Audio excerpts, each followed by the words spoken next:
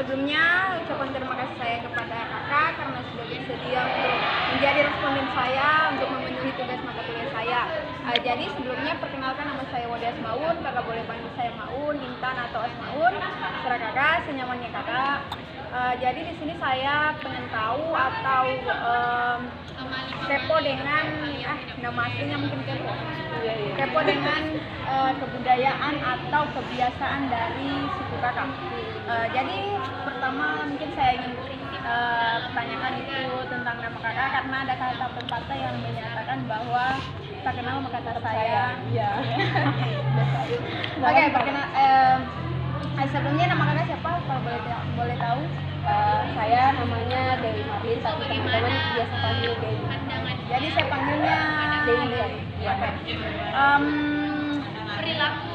Kakak di sini pendatang atau asli Kendari. Kemudian kakak di sini tinggalnya di mana dan dengan siapa?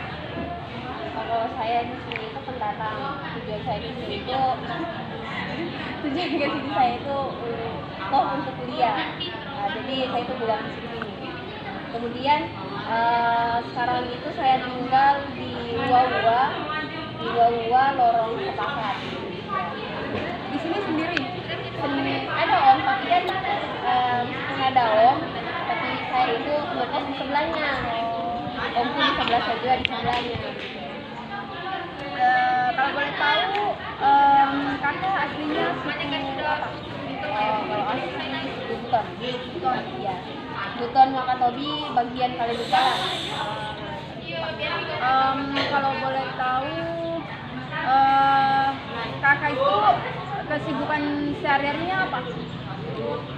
Karena sekarang sudah mulai aktif kuliah, jadi ya palingan kampus kos. Misalnya kalau di kampus kan itu menuntut ilmu, kalau di kos itu palingan main-main HP gitu, tiduran, makan, bangun, tidur, makan. Kalau untuk kegiatan di luar atau organisasi di luar itu kakak tidak ikut atau membatasi diri atau tidak mau atau tidak ingin memang berinteraksi sama orang gitu? Bukan tidak mau berinteraksi sih, tapi memang tidak ikut komunitas atau organisasi. Paling itu keluarnya ikut kajian lah, kajian di masjid. Iya. Berarti kayak lebih memfokuskan diri untuk kuliah begitu? Iya betul, memfokuskan diri. Jadi seputar kebudayaan kakak itu saya pengen tahu sedikit atau men-sharing, mungkin kakak bisa sharing sama saya tentang kebudayaan kakak yang kakak miliki. Nah, kalau di suku kakak itu kebudayaannya atau kebiasaannya dalam segi meninggal ataupun dengan menikah itu seperti apa? Oh, meninggal dulu ya? Iya. Kalau kebiasaan keunikan lah. Iya, tapi keunikannya dalam keunikan kematian yang ada di suku Buton itu salah satunya ini satu orang yang biasa pergi ini apa lagi? Melayat. Melayat. Nah, kalau orang melayat terus sudah selesai pulang dari melayat, iya. Di situ mereka dianjurkan untuk menyiram air di depan rumah. Itu dikatakan supaya tidak ada yang diikuti dari tempat melayat itu sampai rumah. Kemudian disusul sama mandi. Itu harus dimandikan. Kemudian juga kebiasaan orang meninggal di sana itu ada satu hari ketiga, hari pertama kan sudah meninggal toh. Hari satu itu kan itu melayat toh. Kalau hari ketiga, hari ke-7, hari ke-40, hari ke-100, kita juga bahkan ada hari ke-1000. Kita biasanya itu hari-hari tersebut orang keluarga yang meninggal itu biasanya mengadakan makan-makan besar, terus makan besar, terus biasanya juga diundang tetangga-tetangga atau desa-desa di sebelah atau keluarga jauh lah diundang. Kemudian diadakan suatu pengajian. Biasanya itu kegiatan-kegiatan itu dilakukan untuk mengenang orang yang meninggal tersebut. Dikatakan juga biasanya itu kalau di hari-hari tersebut, hari ke-3, hari ke-7, hari ke-100, hari ke-40, 100 dan 1000, biasanya orang yang meninggal itu datang berkunjung. Nah, dipercaya begitu orang di suku Buton itu dipercaya bahwa hari tersebut orang yang meninggal datang berkunjung gitu. Sedangkan kalau keunikan pada saat pernikahan ya, kalau keunikannya itu ada misalnya laki-laki suku buton itu biasa, laki-laki suku buton kalau udah suka sama perempuan biasanya itu orang udah minta tolong sama orang tua untuk dikenalkan sama itu perempuan, atau udah minta lamarkan, bisa juga itu anak jadi sama menikah sama dia itu. Nah, terus itu namanya parara. Nah, setelah kedua belah pihak ini apalagi setuju untuk melanjutkan hal serius, biasanya yang kedua itu poema. Nah di situ poema itu ketika kedua belah pihak keluarga yang sudah mulai setuju untuk melanjutkan hubungan, biasanya mereka tuh ini mengadakan pertemuan antara si laki-laki sama si perempuan untuk perkenalan kayak taaruf. Nah, yang ketiga itu namanya kafia. Nah kafia itu ketika mereka itu kayak apa, si anak perempuan dan si anak laki-laki itu sudah mau melanjutkan untuk menikah. Nah di situ ada kafia atau pernikahan. Nah di kafia itu sebelum hari adanya akad nikah, biasanya itu pengantin perempuan harus berada di rumah dan dimandikan. Jadi itu perempuan tidak boleh keluar dari rumah sebelum hari akadnya. Yang terakhir itu sirawa. Nah, sirawa itu tahap terakhir setelah selesai akad. Setelah selesai akad biasanya diadakan sirawa itu biasanya laki-laki datang ke perempuan atau perempuan datang ke sana. Seperti itu. Menarik ya guys. Kemudian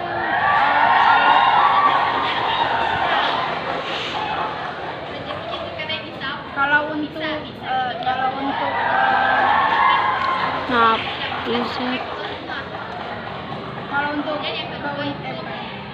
untuk suku atau kalau untuk tarian atau lagu daerah yang ada di suku kakak itu mungkin kakak bisa sebutkan, kemudian mungkin bisa men-sharing sedikit cerita tentang lagu atau tarian dari suku kakak.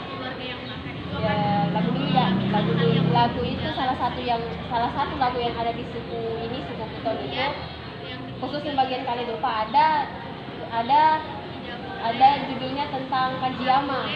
Kajiama itu artinya ramalan. Nah Kajiama itu Kajiama itu sedikit cerita tentang Kajiama. Nah, dikisahkan ada sepasang kekasih ini ingin melanjutkan ke tahap serius, tetapi pada saat orang tuanya ini ingin melanjutkan ke hal serius, orang tuanya melakukan kajiama atau peramalan. Nah, ketika selesai melakukan kajiama itu, orang tuanya memberitahukan kepada anaknya bahwa mereka itu tidak ada kecocokan sama sekali. Jadi karena sudah dilakukan kajiama, mereka tidak melanjutkan ke hal serius, karena dikatakan kalau ketika sudah dilakukan kajian atau peramalan maka terus tidak ada kecocokan, kita itu tidak boleh melanjutkan, karena apabila dilanjutkan akan ada salah satu di mereka mengalami sakit-sakitan atau bisa juga harus meninggal gitu. Kemudian yang kakak pengen tahu itu tentang pasti kan dalam sebuah keluarga itu ada yang namanya prinsip. Iya.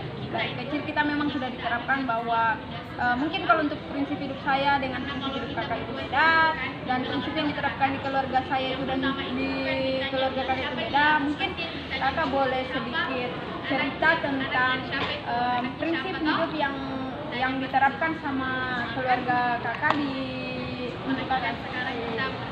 Ya, seperti saya bilang tadi kan pendatang di sini hanya untuk kuliah toh. Jadi kan sebelum kita datang ke sini itu dikasih tahu memang sama orang tua tak, kita toh. Kalau kita ke sini tujuannya apa? Kalau memang mau kuliah toh. Jangan seperti yang saya bilang tadi toh, saya tidak ikut itu komunitas atau organisasi. Iya, karena itu itulah.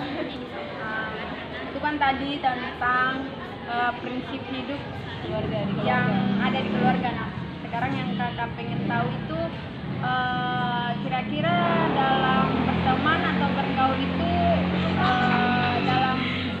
beda suku ataupun beda agama, kakak selalu diterapkan atau diajarkan seperti apa oleh keluarga kakak? Oh, kalau dari keluarga ya ada bilang berteman saja. Dia malah lebih banyak teman beda dari suku berbeda atau beda agama gitu. Tapi kalau dari saya, kalau beda agama kan saya juga ada toleransi itu, tapi saya itu toleransinya masih dalam batasan gitu. Tapi kalau dalam kebatasan kita tahu kan batasan, sedangkan kalau dalam suku saya tidak selagi itu agama Islam saya tidak membatasi apapun. Nah seperti tadi saya juga ada sahabatku itu beda suku, Tapi tetap berteman. dia Mungkin terima kasih kepada kakak yang sudah bersedia. rumah. Oh iya, jadah cuti. Lupa biar ada. Lanjut saja. Kemudian yang kakak pengen tahu mungkin tiap pribadi itu kan beda-beda. Iya. Mungkin ada yang punya trauma dari kecil, ada yang punya ketakutan, ada yang punya pokoknya ketakutan atau trauma itu sendiri. Kalau untuk kakak mungkin ada ketakutan tersendiri yang sampai sekarang ini mungkin boleh dikata itu tidak dilupa atau mungkin sampai sekarang tidak bisa lepas dari trauma itu. Mungkin kakak boleh cerita sedikit. Ya, saya itu punya beberapa trauma, tapi yang paling menakutkan trauma saya itu tentang jarum suntik. Trauma itu saya miliki saat saya masih kecil, lebih tepatnya itu pas masih kelas 4 SD atau 5 SD. Itu kan saya sering makan gula-gula, suka yang manis-manis. Jadi ya kalau apalah seperti kita tahu kalau kita makan itu yang manis-manis pasti bahaya itu gigi ya. Nah, jadi situ saya mempunyai lubang gigi. Nah karena sering sakit itu gigi, nah saya disuruh untuk cabut.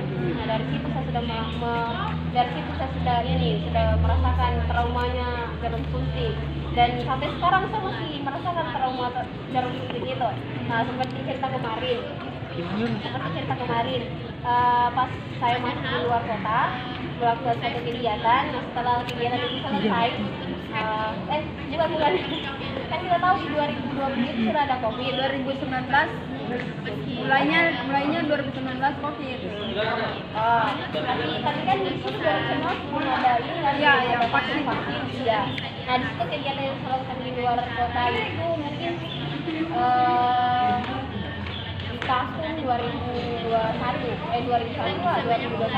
Nah, dan itu surat vaksin diterapkan pada tahun 2000 sampai 2020 Sampai 2021. Nah pada tahun 2020 sama 2021 saya tidak pernah melakukan vaksin sampai pada saat saya di luar kota.